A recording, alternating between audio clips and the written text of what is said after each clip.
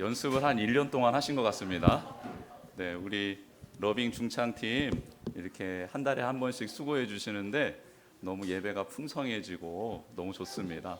우리 러빙 중창팀에게도 한번 격려와 또 축복의 박수 한번 하면 좋겠습니다. 네, 감사합니다. 네, 이 시간 하나님께서 주신 말씀은 구약성경 사사기 2장 1절에서 5절 말씀입니다. 우리 하나님의 말씀 보겠습니다. 사사기 2장 1절에서 5절까지의 말씀을 우리 같이 한 목소리로 읽겠습니다. 시작. 여호와의 사자가 길갈에서부터 복임으로 올라와 말하되 내가 너희를 애굽에서 올라오게 하여 내가 너희의 조상들에게 맹세한 땅으로 들어가게 하였으며 또 내가 이르기를 내가 너희와 함께한 언약을 영원히 어기지 아니하리니 너희는 이 땅의 주민과 언약을 맺지 말며 그들의 제단들을 헐라 하였거늘 너희가 내 목소리를 듣지 아니하였으니 어찌하여 그리하였느냐. 그러므로 내가 또 말하기를 내가 그들을 너희 앞에서 쫓아내지 아니하리니 그들이 너희 옆구리에 가시가 될 것이며 그들의 신들이 너희에게 올무가 되리라 하였노라. 여호와의 사자가 이스라엘의 모든 자손에게 이 말씀을 이르매 백성이 소리를 높여 운지라. 그러므로 그곳을 이름하여 복임이라 하고 그들이 거기서 여호와께 제사를 드렸더라. 아멘. 할렐루야. 네, 오늘 성전에 참 오랜만에 자리를 함께 하신 분들도 있고 또 그리고 계속 또 무슨 일이 좀 있어서 이렇게 잘 못 나오시다가 또 이렇게 나오신 분들도 있는 것 같습니다. 서로 인사하셨을 텐데 서로를 보면서 이렇게 한 번 더 오랜만에 또 보신 분들 반갑게 인사해 주시면 좋겠습니다. 당신을 보니 너무 행복합니다. 당신을 보니 너무 행복합니다. 네, 정말 행복하네요. 그 오랜만에 나오신 우리 성도님들 너무 축복하고요. 또 그동안 같이 계속해서 온라인 오프라인으로 예배를 우리 모두가 다 드렸는데 서로 믿음 안에서 거룩한 공동체를 세워나가면 좋겠습니다. 제가 뭐 전시회나 뭐 이런 것들 이렇게 좋아하지는 않습니다. 그런데 누가 초대를 하면 갑니다. 그래서 오래전 일인데요. 어떤 분이 저한테 내셔널 지오그래픽 사진전 전시회권을 한번 준 적이 있었습니다. 그래서 그 전시회권을 가지고 줬으니까 표는 썩히기 그래서 그 사진전을 보러 갔습니다. 갔는데 이제 자연 환경들 또 동물들 사진을 너무나 잘 찍어서 그렇게 전시를 해놓은 거예요. 저는 사진이 그렇게 실물 보는 것처럼 그렇게 생생하게 찍힌 것은 처음 봤습니다. 그런데 이제 이런저런 이제 사진들을 보면서 막 감탄도 하기도 하고 놀라기도 하고 어떻게 이렇게 물속에 있는 동물을 이렇게 가까이서 찍을 수 있지 깜짝 놀라기도 했습니다. 그러다가 제 발걸음이 멈춰선 사진이 한 장이 있었어요. 그 사진은 악어였습니다. 악어. 제가 악어를 좋아하는 건 아니지만 제목 때문에 그 자리에 서게 됐어요. 사진의 그 제목은 악어의 눈물이었습니다. 근데 악어가 눈물을 흘리나? 왜 흘리지? 슬픈가? 아픈가? 은혜 받았나? 뭐 별의별 생각을 하면서 악어의 눈물이라는 사진에 집중을 하고 있는데 악어가 정말 눈물을 흘리는 거예요. 그런데 너무 예쁜 거예요, 눈물이. 그 험상궂게 생긴 악어가 눈물을 흘리는데 눈물이 너무 예쁜 겁니다. 그래서 야, 악어도 눈물을 흘리는구나. 그러면서 막 은혜를 받고 그 다음에 그 밑에 있는 설명을 읽었는데 설명을 읽다가 제가 뒤통수를 한 대 얻어맞은 것 같았어요. 악어가 왜 눈물을 흘리나? 악어의 신경은 이 턱과 눈물샘이 같은 신경으로 연결이 되어 있답니다. 그래서 악어가 눈물을 흘리는 이유는 먹이를 씹어 삼킬 때 눈물을 흘린다는 거예요. 저는 되게 눈물을 아름답게 보고 얘가 은혜를 받았나 막 이러면서 가서 그 아름다운 장면을 보고 있었는데 설명을 읽다가 너무 충격을 받은 거예요. 아, 이럴 수 있겠구나. 나의 욕망을 채우는데, 그런데 나의 눈에서는 누군가에게 아름답게 비춰질 수 있는 눈물이 흐를 수 있겠구나라는 생각을 하게 되었습니다. 오늘 사사기 이제 여호수아가 죽고 이스라엘 백성들이 하나님이 세우신 민족 지도자가 없는 상황 속에 각 지파별로 하나님께서 약속해 두신 그 땅을 취하는 일들이 일어나는 장면입니다. 그런데 이들이 무언가 잘못을 했나 봐요. 그래서 하나님의 사자가 그들 가운데 임했습니다. 분명히 무슨 일이 벌어질 거죠. 와서 봤더니 하나님께서 그들의 삶이 너무 엉망진창인 거예요. 야, 너희들 그렇게 살면 안 돼. 그렇게 말을 해줬습니다.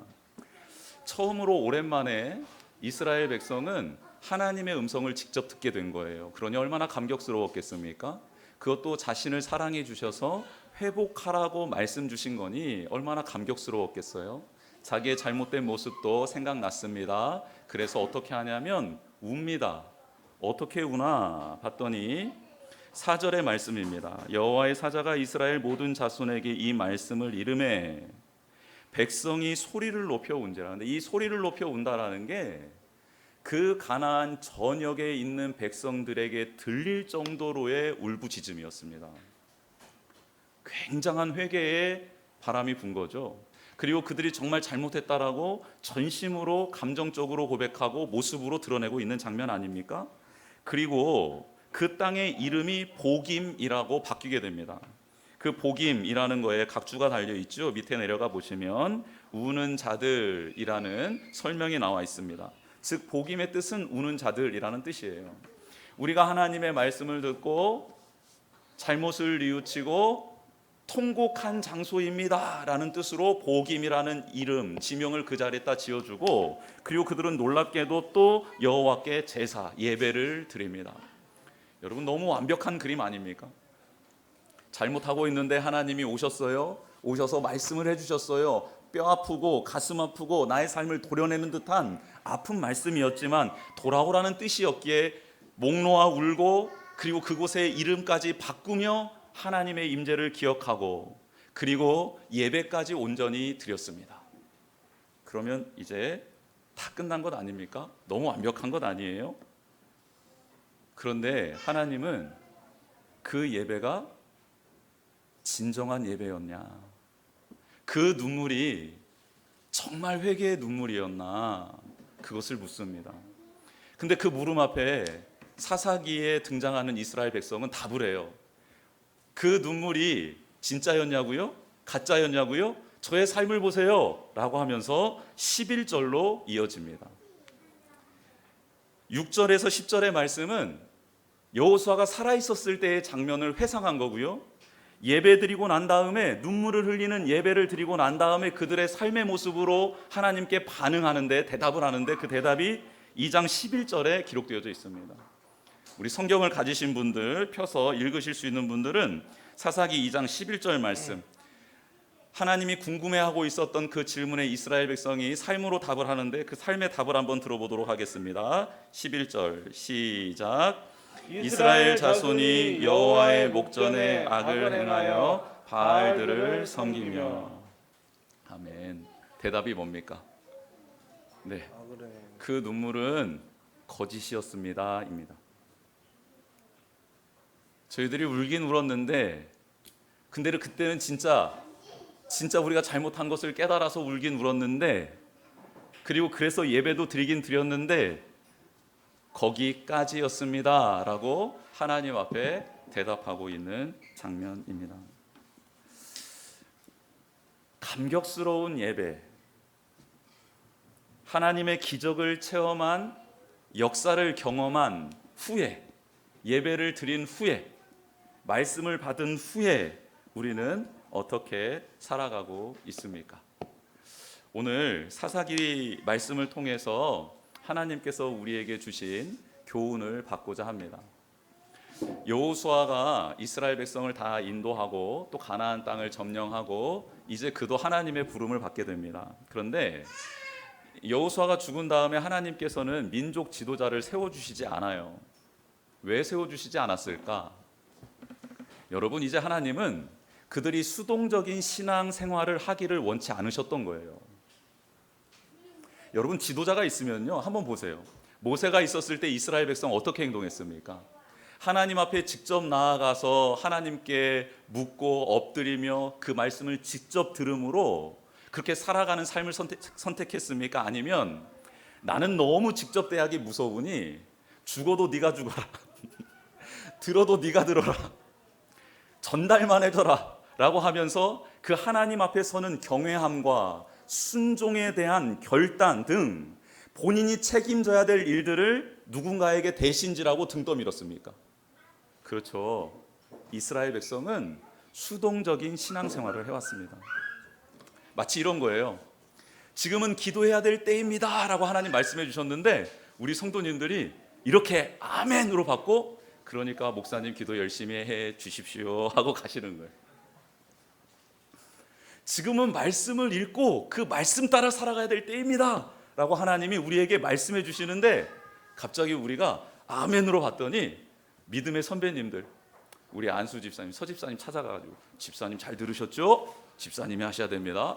그리고 이제 오랜만에 나오신 우리 권사님께 가셔서 권사님이 권사님이신 이유는 이 말씀을 받으라는 뜻입니다 하면서 우리의 책임을 리더들에게, 앞에 서 있는 분들에게 전가시키는 거예요. 왜요? 그래야 편하거든요. 그런데 하나님이 가만히 지켜보니까 광야를 이끌어 왔고 전쟁을 치를 때에는 그런 수동적인 신앙 오케이 봐줄 수 있었습니다. 그런데 이제 땅을 다 나누어 주었어요. 이제 그 땅을 점령해요. 그 땅을 점령했을 뿐만 아니라 그 땅에 있는 과수를 하나님이 선물로 주십니다. 성읍도 선물로 주십니다. 밭과 모든 논도 다 그들에게 주십니다. 또 그들에게 남겨져 있었던 그 모든 이끌고 왔던 재물들까지 더 번성할 수 있는 풀과 초목과 이른비와 늦은비까지 모든 것을 세트로 에덴처럼 다 공급해 주십니다.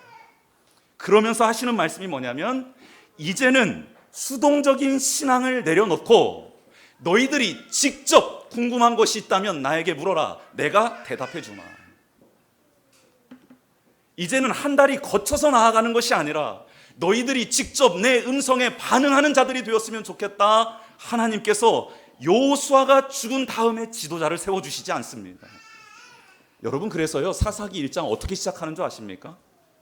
이스라엘 자손이 하나님께 직접 묻는 것으로 사사기의 포문이 열립니다. 여러분, 너무 신기하지 않습니까? 그래서 이스라엘 자손들이 나와가지고요, 하나님께 직접 묻습니다. 뭐라고 묻냐면, 하나님, 저희 여호수아가 죽은 다음에 땅 차지해야 되는데 아직 온전하게 차지하지 못하게 됐어요. 그러면 어느 지파가 먼저 올라가 하나님의 말씀을 이룰 수 있으면 좋을까요? 라고 묻습니다. 그때 하나님이 정확하게 자손들에게 말씀해 주십니다. 유다 지파가 올라갈지니라. 그래서 유다 지파가요, 그 하나님 말씀을 듣고 바로 순종합니다. 괜히 유다 지파겠어요? 괜히 예수 그리스도의 족보에 등장하는 지파겠습니까? 여러분, 너무 참 신기한 일들이죠. 그러나 하나님은 유다 지파에게 그렇게 말씀해 주셨고 유다 지파는 순종합니다. 근데 유다 지파가 순종할 때 혼자 올라가지 않아요. 혼자 올라가지 않고 유다 지파가 분할받은 땅 안에 시므온 지파가 땅을 분배받았는데 시므온한테 손을 내밉니다. 야, 우리 올라가는데 너희들이 우리 좀 도와주면 좋겠어. 그러면 나도 너가 너희들 지파 땅 구할 때 내가 도와줄게. 이렇게 하면서 함께 협력을 합니다. 그런데 이 협력 안에는 너무 놀라운 신비로운 일이 숨겨져 있습니다. 뭐냐면 유다 지파는요, 시므온 도움 없이도 가나안 전 지역을 점령할 수 있는 능력이 있었던 지파입니다. 그런데요, 시므온은요, 도움이 없이는 자기의 땅도 간수조차 할 수 없을 정도로 연약했던 지파였습니다. 즉 유다가 시므온한테 도와달라고 했던 것은 그를 돕기 위한 배려였던 것이에요. 여러분, 이게 이제 하나님께서 그 지파들에게, 그리고 하나님께서 이제 적극적인 신앙을 살아가야 될 이스라엘 백성에게 요구하시는 삶의 신앙의 모습이었던 것입니다. 우리는 유다와 같은 교회인 것 같습니다. 아멘이 안 나오시네. 시므온 같습니까? 아무래도 내 처지를 보니까 시므온이에요. 목사님, 저도 다른데 이렇게 가보면 제가 시므온 같긴 합니다. 그래도 저는 그냥 믿음으로 선포해요. 나는 유다다. 우리 교회는 꼭 유다 같은 교회인 것 같아요. 그러면 그래. 그런데 저는 버스가 떠나도 버스를 세울 수 있다라고 믿는 사람이에요. 쫓아가서 세우면 되죠. 왜 그거를 왜? 그렇죠? 두 번째 대답하는 것도 괜찮아요. 세 번째 대답하는 것도 괜찮아요. 대답 안 하는 게 문제지. 자, 우리는 유다 지파 같은 교회예요. 그래서요, 우리 교회가 해야 될 일이 뭔지 아십니까? 지금 우리 한국 교회와 세계의 교회 가운데 시므온과 같은 교회를 찾아내는 일입니다. 목사님 지금 무슨 소리입니까? 그러신 분들은 안 찾겠죠. 근데 저는 찾아야겠습니다. 왜냐하면 저희는요, 유다 지파와 같은 교회이기 때문입니다. 하나님께 물을 수 있는 교회이고 하나님이 말씀 주실 때 순종할 수 있는 교회이기 때문입니다. 유다 지파가 힘이 세어서요, 모든 군사력을 갖추었기 때문에 하나님이 유다 지파를 부른 게 아닙니다. 처음으로 나의 말을 직접 들은 지파들 가운데 순종할 수 있는 지파가 누구인지를 고르셔서 그 지파에게 명령하신 거예요. 즉 하나님의 말씀에 반응할 수 있는 교회는 유다 지파와 같은 교회이고요, 뜨뜻 미지근하게 혹은 고개를 숙이고 저는 아직 아닙니다라고 말할 수밖에 없는 교회들, 그런 교회들이 시므온과 같은 교회인 것이죠. 그러면 유다 교회가 시므온과 같은 교회를, 그 지체들을 손을 잡고 내가 도와줄게, 너도 나를 도와줘 하며 배려하며 함께 하나님의 나라, 하나님이 명하신 뜻을 세워 나가는 게, 그게 바로 지금 사사시대와 같은 시대를 살아가고 있는 우리 교회에 주신 사명 아니겠습니까? 우리 집사님들에게, 우리 권사님에게, 우리 아이들에게 주신 사명 아니겠습니까? 그렇게 잘 살아가면 얼마나 좋겠는가 했는데요, 여호수아가 이제 죽고 여호수아와 함께 가나안 땅에서 하나님의 이름으로 전장을 누볐던 많은 장로들이 다 죽고 나자 그 다음 세대는 그만 하나님을 알지 못하는 세대가 되었고, 하나님이 행하신 일들도 기억하지 못하는 세대로 그렇게 전락하고 말았습니다. 그래서 하나님은 사사들을 세워주시고 그 사사들을 통해 하나님의 백성들, 또 하나님의 나라에 하나님이 원하시는 뜻을 이루어 가시고 있는 장면이 이제 사사기에 등장하고 있습니다. 그렇다면 이렇게 하나님을 떠나버린 백성들, 다시 기회를 주시기 위해 하나님의 사자가 이제 그 자손들을 찾아오셨죠. 그 장면이 2장 1절의 내용입니다. 찾아오셔서 제일 처음 하셨던 게 뭐냐면 하나님이 그들에게 행하셨던 일을 기억하라라는 것입니다. 여러분 한번 1절 읽어볼까요? 우리 2장 1절 말씀 다시 한번 읽어보겠습니다. 시작. 여호와의 사자가 길갈에서부터 복임으로 올라와 말하되 내가 너희를 애굽에서 올라오게 하여 내가 너희의 조상들에게 맹세한 땅으로 들어가게 하였으며 또 내가 이르기를 내가 너희와 함께한 언약을 영원히 어기지 아니하리니. 아멘. 처음은 뭐예요? 너희는 내가 애굽에서 올라오게 한 구원받은 백성이다라는 겁니다. 여러분이 정체성을 잃어버리면요, 우리는 하나님의 자녀로 살 수 없습니다. 내가 죄인 되었을 때, 그리고 내가 허망하게 살아가고 있을 때, 내가 죄에 눌려 살고 있을 때, 억압받고 있을 때 하나님이 찾아오셔서 나를 구원해 주셨다, 이게 매일매일 고백되어지지 않으면요, 우리는 그만 하나님을 떠나버릴 수 있습니다. 하나님을 버릴 수 있습니다. 사랑하는 성도 여러분, 반드시 매일매일 되새겨야 할 내용이 이것입니다. 내가 애굽에 종살이하고 있을 때 하나님은 내게 은혜를 베풀어 주셔서 나를 당신의 자녀 삼아 주셨다라는 것입니다. 여러분, 이걸 잊어버리면 우리는 신앙생활을 할 수가 없습니다. 우리 입에서 불평이, 마음에서 원망이 생기는 이유는 바로 이 사실을 잊어버렸기 때문입니다. 두 번째로 하나님이 1절에서 말씀해 주시는 건 뭐죠? 지금 내게 있는 것이 하나님께로부터 왔음을 기억해라라는 겁니다. 너가 지금 이 땅에서 살고 있고 젖과 꿀이 흐르는 땅에서 열매를 먹고 또 농사를 하고 가축을 기르며 성을 공짜로 얻고 포도원과 과수를 공짜로 얻었던 것은 너희가 잘해서 얻은 게 아니라 내가 너희들에게 준 것이다 라는 말씀입니다. 지금 그들이 있는 땅에서 나오는 모든 것, 누리고 있는 것들, 성을 얻고 모든 필요들을 채움받고 있는 것은 오늘 1절에 나와 있는 말씀처럼 내가 너희의 조상들에게 맹세한 땅으로 들어가게 하였다라는 하나님의 약속 때문이라는 거예요. 사랑하는 성도 여러분, 이스라엘 백성은 지금 그 하나님을 잊어버리고 가나안 땅에 하나님을 바라보는 것처럼 하나님은 광야의 신, 전쟁의 신으로 생각하고 있다라는 거예요.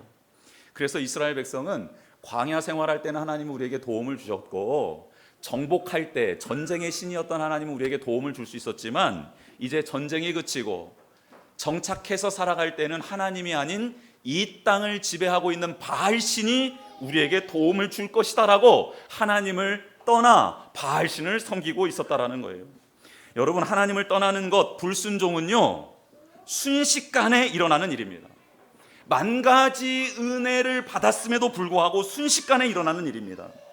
여러분, 하나님께서는 매일매일 첫사람 아담과 하와를 만나 주시지 않았습니까? 그러나 어느 날 부지부식간에 찾아온 사탄에게 유혹당해 하나님을 부인했던 하나님의 말씀을 외면했던 게 첫사람 아담과 하와 아닙니까? 여러분, 우리는 우리를 빨리 자가 인식을 해야 합니다. 우리가 만 가지 은혜를 경험하고 눈물이 흐르는 예배를 경험하고 감동이 있는 기적을 체험했어도 돌아서서 하나님을 부인할 수 있는 존재라는 것, 그것을 기억하는 게 우리가 다음에 있을 시험을 대비할 수 있는 유일한 길 아니겠습니까? 그래서요, 그런 우리를 자각할 때 우리는 다음에 두 가지를 행할 수 있습니다. 첫 번째는 단호한 자세로 유혹을 뿌리치는 겁니다. 두 번째는 그 상황 속에서 하나님께 도움을 구하면 하나님은 무조건 나를 도우실 수 있다는 확신입니다. 여러분, 유혹과 시험 앞에 우리가 단호한 자세로 대처하고 하나님이 도와주실 것을 믿음으로 도움을 요청하는 그런 믿음의 사람이 되기를 축복합니다. 요셉은 애굽의 노예로 팔렸다가 가정 총무의 위치까지 오르게 되죠. 모든 사람에게 인정을 받았습니다. 왜냐하면 하나님이 그와 함께 하셨기 때문입니다. 근데 그가 정점에 올라 있을 때 또 그 주인의 아내가 본인을 유혹하잖아요. 그때 요셉의 자세는 뭐였죠? 코람데오. 하나님 앞에서 살아갔던 요셉의 자세는요, 그것을 자신의 힘과 능력으로 싸우려 하지 않고요, 하나님 앞에서 단호하게 끊어내고 뭡니까? 하나님께 도우심을 구하며 돌아서서 도망간 겁니다. 그 대가는 무엇이었습니까? 네, 누명을 쓰고 옥에 갇히는 것이었습니다. 그럼에도 불구하고 그 길을 선택한 것이죠. 왜요? 그 자리에 있다가는 넘어갈 수밖에 없는 자신을 자각했기 때문입니다. 내가 지금은 주인에게 인정도 받고 같은 종들이지만 그 종들에게도 인정받는 위치에 있지만 이것은 나의 힘과 능력으로 혹은 나의 용기, 나의 결단으로 올라온 게 아니라 하나님의 도우심이었다라는 것을 기억하고 이 모든 것은 하나님의 은혜로 된 것임을 기억하고 자신의 주제를 파악했던 것이에요. 그래서 그는 그렇게 단호하게 거절하고 하나님의 도우심을 구하며 뛰쳐나갔던 것이고 그 결과 옥살이를 했지만 옥에서도 경건 생활을 유지할 수 있었던 것입니다. 왜요? 자기는 이미 이런 옥의 거에도 싼 존재라는 것을 알고 있었기 때문입니다. 또한 그럼에도 불구하고 하나님 앞에 정직하게 행한 나를 하나님은 이 감옥에서도 도우실 수 있는 분임을 또한 믿었기 때문입니다. 내가 어떤 존재인지를 정확하게 대면하는 자는 하나님이 어떤 분인지를 고백할 수 있기 때문입니다. 그리고 하나님은 이스라엘 백성이 하나님이 한번 약속하신 것은 영원토록 잊지 않는다라는 것을 기억하길 원하셨습니다. 그래서 1절 하반부에 이런 말씀이 있는 거예요. 내가 너희와 함께한 언약을 영원히 어기지 아니하리니. 하나님이 한번 약속해 주신 것은 영원히 어기지 않는다라는 거예요. 여러분, 그 가나안 땅 하나님이 주시기로 약속했습니까? 안 했습니까? 했지요. 했어요. 그러면 하나님의 약속의 말씀 따라 그 땅을 취하면 됩니다. 그런데 그 땅을 취하는 이유, 목적을 하나님이 정확하게 알려주셨잖아요. 너희들의 부를, 너희들의 안락한 생활을 보장하기 위한 전쟁이 아니라 가나안 땅을 심판하기 위한 전쟁이니 너희는 들어가서 가나안 땅 족속을 다 쳐서 멸하고 그리고 그 땅을 거룩하게 하라. 이게 나의 심판을 이행하는 너희들의 전쟁의 목적이니라 정확하게 알려주셨습니다. 그런데요, 이 하나님의 약속을 이스라엘 백성이 어겨버립니다. 그래서 하나님이 주신 가나안 땅에서 족속을 몰아내지 않아요. 그런데 몰아내지 않는 이유에 대해서 두 가지를 듭니다. 첫 번째는 가나안 땅에 철병거가 있었다라는 거예요. 하나님, 저희는 막대기로 싸우는데 저들은 철병거로 싸웁니다. 그래서 저들 못 몰아내겠어요 라고 말하는 거예요. 그러면 그들은 이미 출애굽할 수도 없었습니다. 그렇죠? 출애굽할 때 세계 최강대국인 애굽의 군대가 기마 부대를 이끌고 병거를 이끌고 그들을 뒤쫓아왔잖아요. 그런데 하나님께서 그 병거를 물리쳐 주시고 이스라엘 백성을 구원해 주시지 않았습니까? 만약 하나님의 약속을 믿는다면 가나안 땅에 있는 철병거 가지고 있는 족속을 무서워할 게 아니라 하나님, 애굽에서 우리를 건져 주셨던 것처럼 이들을 하나님이 물리쳐 주실 줄 믿습니다 하고 약속의 말씀을 붙들고 담대하게 나아가야 되는 것 아닙니까? 그런데요, 이스라엘 백성은 이제 가나안 땅에서 전쟁을 그만하고 싶었던 거예요. 이유를 찾고 있었던 것입니다. 그래서 철병거 하나 이유를 잡고요. 또 한 가지는 사람 이제 그만 죽이고 이제 이 사람들 우리 종으로 삼아서 노역시키면서 그냥 더불어 살아가는 게 좋지 않을까? 그리고 그들의 가축을 왜 죽여? 우리의 재산 목록으로 등재시켜서 하나님께 더 영광 올려드리며 살면 되지 하면서 타협을 하기 시작합니다. 그러면서 오늘 말씀에서처럼 그들과 언약을 맺게 되고 그들의 우상을 섬기게 되는 악을 범하게 됩니다. 왜 이스라엘 백성은 이렇게 하나님의 말씀을 듣지 않았을까? 첫 번째는 하나님의 사랑을 악용하고 있기 때문입니다. 하나님은 그 백성이 뉘우치고 돌아오기를 기다리고 계시거든요. 근데 그 사랑을 악용해서 하나님이 이 정도는 봐주시는 것 아니야 하면서 그렇게 죄악 가운데 살아가고 있었습니다. 그리고 두 번째는 하나님의 목소리를 듣는 것보다 우상을 섬기는 것이 즐거웠기 때문입니다. 여러분, 우리가 가만 보면요, 죄를 범하는 이유가 뭔지 아세요? 거기 안에 달콤함이 있기 때문입니다. 여러분, 달콤하지 않고 즐겁지 않으면요, 우리는 죄를 범하지 않아요.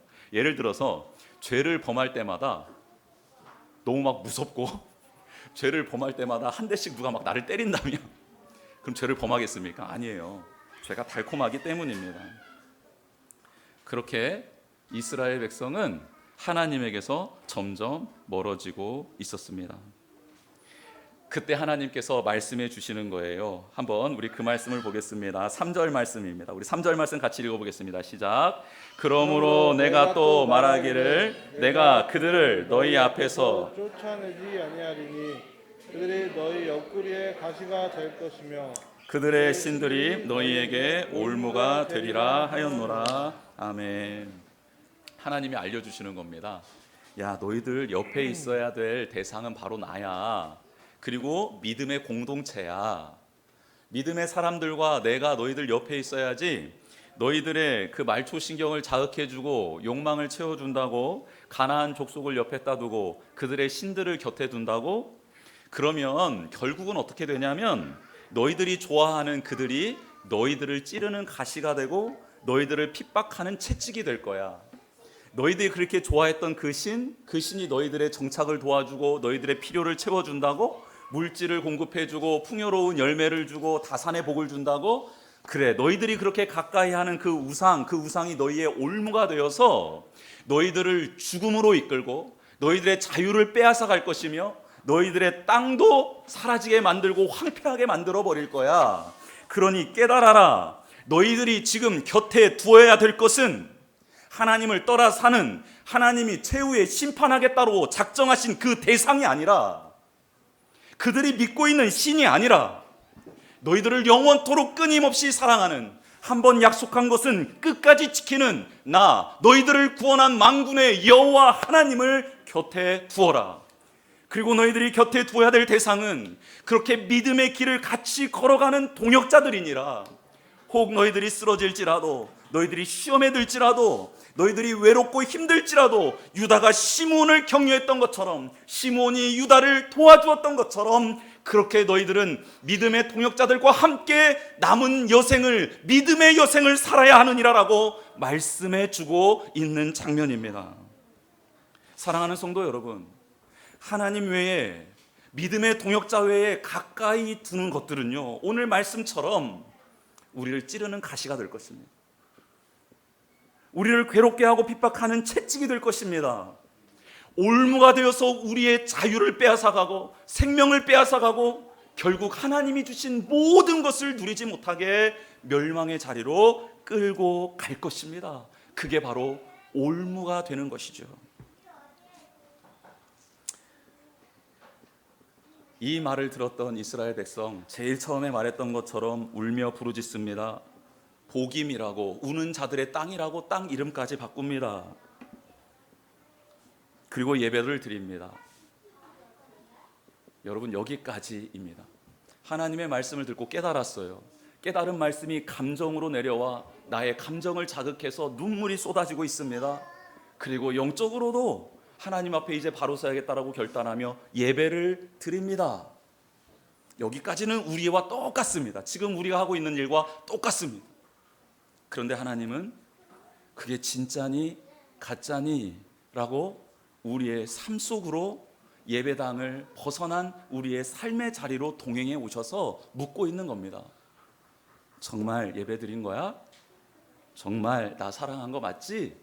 정말 내 말을 듣고 너가 그렇게 찔림을 받아 회개한 거 맞지? 그 눈물 거짓 눈물 아니지? 그 예배 정말 나를 경외해서 내 뜻대로 살고자 드린 예배 맞지? 그래, 너의 삶 속에서 내가 너와 함께 하고 싶어 라고 같이 내려오신다라는 거예요. 내려와서 봤는데 정말 그렇게 살아가는 거죠. 하나님, 제가 지금 욕심과 하나님의 말씀 사이에서 하나님 말씀을 택합니다. 도와주세요. 그럼 도와주시는 거죠. 하나님, 지금 사탄이 유혹하고 있는데 이것을 단호하게 물리치고 있습니다. 도와주십시오. 도와주시는 거죠. 그러면서 하나님이 잘하고 있다, 잘하고 있다, 진짜였구나. 그래, 너는 그런 존재야. 그래서 내가 너와 함께 하는 거고, 내가 너와 더욱 함께하여 너를 통해 나의 뜻 이룰 거야 라고 하면서 한 주간을 지내고 주일 예배에 나와 다시 거룩한 예배를, 감격의 예배를, 하나님의 은혜와 사랑에 감격하여 그 영광을 하나님께 올려드리는 예배를 우리가 드리는 것 아니겠습니까? 사랑하는 성도 여러분, 눈물의 예배, 감격의 예배를 드린 그 후에도 하나님이 우리와 동행하시기를 원하고 계십니다. 그 하나님과 동행하는 우리 모두가 되기를 주님의 이름으로 축복합니다. 주보의 내용입니다. 구원의 은혜를 기억하고 지금 삶의 자리에서 고백합시다. 지금 나의 삶 속에서 매번 고백되어야 하는 것이죠. 어제 고백한 걸로 오늘 살 수 없습니다. 오늘 다시 고백해야 되는 거예요. 이게 중요합니다. 매일매일의 하나님과 만나는 시간이죠. 두 번째, 나의 유익을 위해 불순종했던 삶을 청산해야 합니다. 여러분, 언제까지 합리화시키고 언제까지 하나님의 말씀에 불순종하는 것을 하나님이 이해해 주실 것처럼 그렇게 하나님의 사랑을 남용하며 살아가서는 안 됩니다. 불순종했던 삶을 청산할 수 있도록 우리 도우심을 구하십시다. 세 번째, 하나님이 원하시는 눈물과 예배를 회복합시다. 하나님이 원하시는 눈물과 예배는 무엇일까? 그것을 회복하는 우리가 되기를 원합니다. 우리 이 시간 믿음과 삶이라는 찬양인데요, 우리 같이 찬양하며